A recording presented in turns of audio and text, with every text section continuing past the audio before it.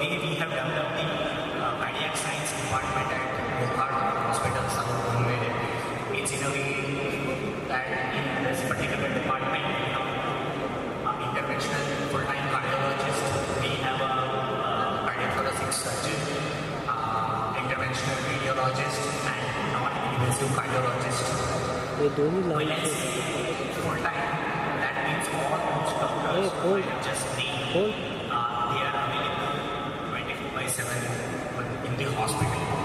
So whenever in a cardiac emergency, any patient who is coming to the hospital, in this very new thing, in this new genre which is going on, that is heart attack in young patients. So why is this happening? What are the positive factors? What are the different trends that we are seeing? What is the gender discrimination which we are seeing? How can we prevent it? And how to go about forward. So these are certain points over which I will be talking. And so we start with it. So heart attack in young population. So first of all, I would like to tell the word young. Now doesn't mean that the age group of the patient is 40 or 45. I would say the definition for young is less than 25 years of age because of a lot of different factors. Because we are seeing those types of patients on the rise because of different issues. The very, very important point for these patients which is happening, in the young patients which is happening, less than 35 years of age, who are coming with very bad disease and immediate heart attacks in which we have to do a PAMI, that is a primary angioplasty in myocardial infarction, where the door to balloon time is 90 minutes to 120 minutes, and we need to open the blocked artery and put a stent. So why are these types of patients coming in such bad shape? The most and the formative important point is stress. So I would like to really emphasize on this point about stress. So now you all will be wondering as to how stress is a factor which is going to cause a blockage in the heart and cause a heart attack. So what is stress doing?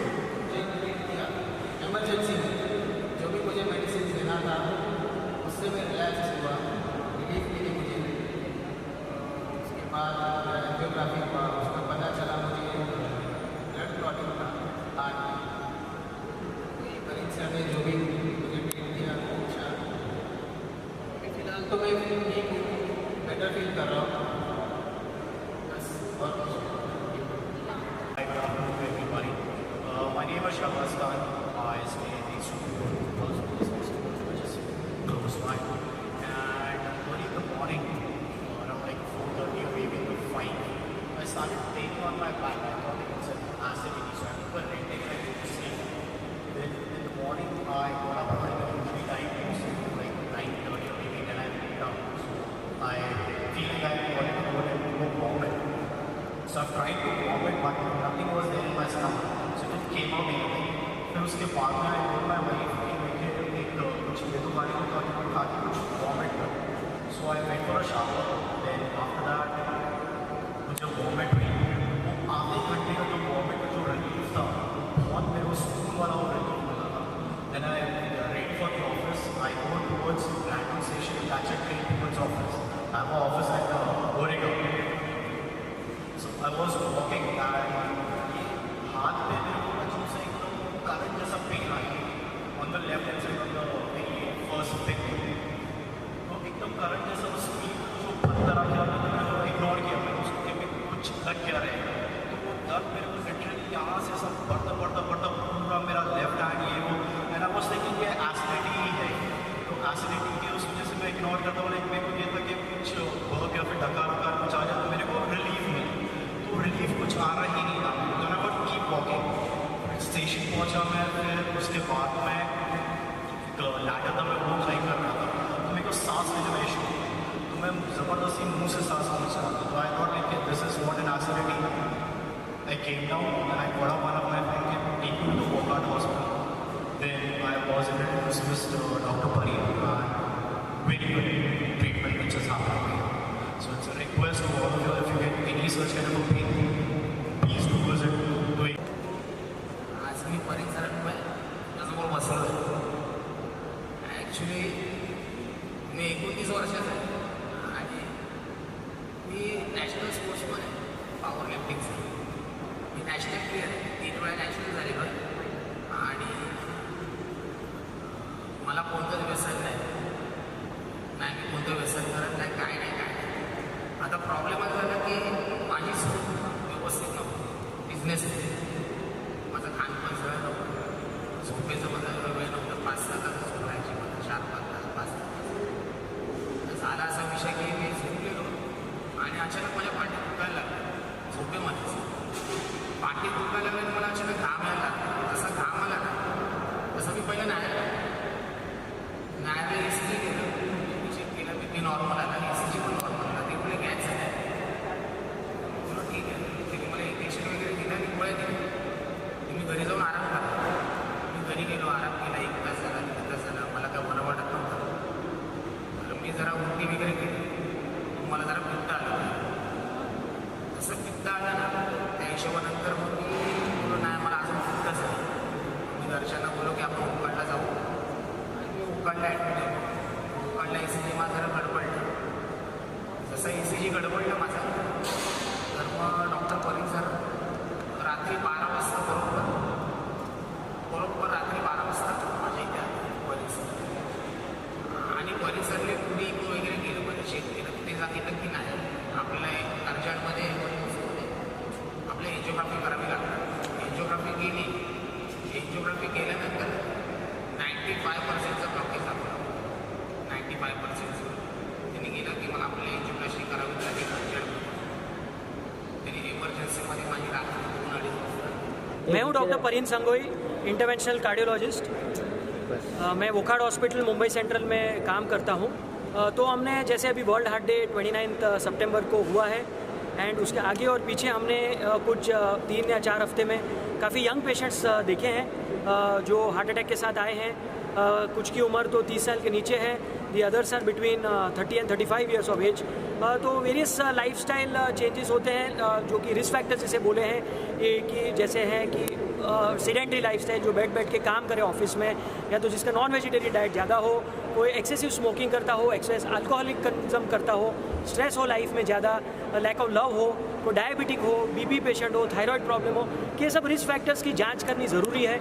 Young patients को पता नहीं है कि ये सब problems उनके life में हो रहे हैं, तो एक स्क्रीनिंग करना ज़रूरी है. ना कि वो पेशेंट हमें डायरेक्ट हार्ट अटैक के साथ आए और फिर हमें एंजियोप्लास्टी या तो फिर बाईपास ऑपरेशन के लिए उनको भेजना पड़े. तो टेक होम मैसेज यहीं पे है कि हम ये यंग पेशेंट्स को एक एजुकेशन पॉइंट से हम देखें और इनको बताएं कि आप अपना रेगुलर हेल्थ चेकअप कराएं, ताकि एटलीस्ट अगर कोई प्रॉब्लम हो तो टाइम पे हम उनका सुधार कर सकें.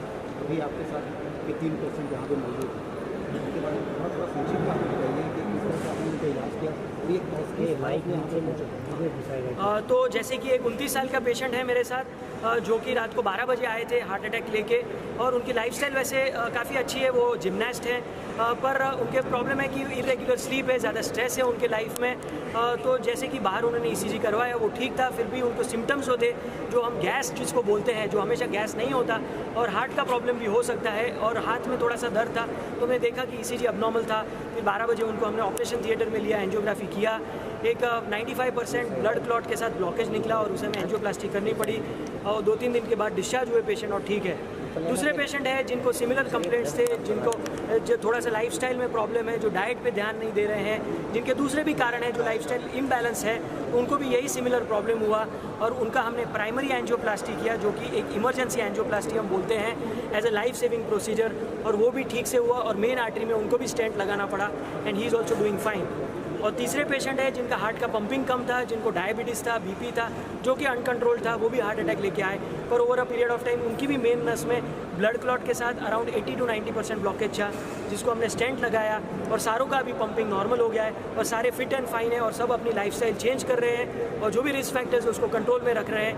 Everybody is taking care of diabetes, BP, या तो जो भी उनके लाइफस्टाइल में इश्यूज़ हुए हैं वो उसके ढंग से उसको देख रहे हैं एंड बाय गॉड्स ग्रेस सब अच्छा कर रहे हैं और सब रेगुलर फॉलो पे आ रहे हैं. मेरा नाम विजय शिंदे है, मेरा उम्र 36 है. एक्चुअली मुझे लास्ट मंडे के दिन सांस लेने में तकलीफ़ हो रही थी. सांस लेने में तकलीफ़ हो रही थी तो मैं यही हॉस्पिटल में आया. हॉस्पिटल में आने के बाद परीन सर ने जो भी ट्रीट किया उसमें पता चला कि मुझे हार्ट ब्लॉकेज था, हार्ट ब्लड ब्लॉकेज था। उन्होंने इमरजेंसी में मुझे जो भी मेडिसिन दिए एंजियोप्लास्टी के। लास्ट वेडनेसडे को मेरा एंजियोप्लास्टी हुआ, वो सक्सेस भी हुआ है।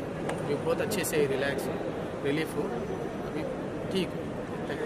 और 26 मॉर्निंग को मुझे दर्द हुआ था और मेरा स्टेशन पे मुझे एकदम से पेन आया था और मुझे जब यहाँ पे लेकर आया गया तो मैं होश में नहीं था। तभी मैं यहाँ पे हॉस्पिटल में जैसे मैं होश में था मैं बेड पे था और फिर उसके बाद मैं I was introduce doctor Pareen.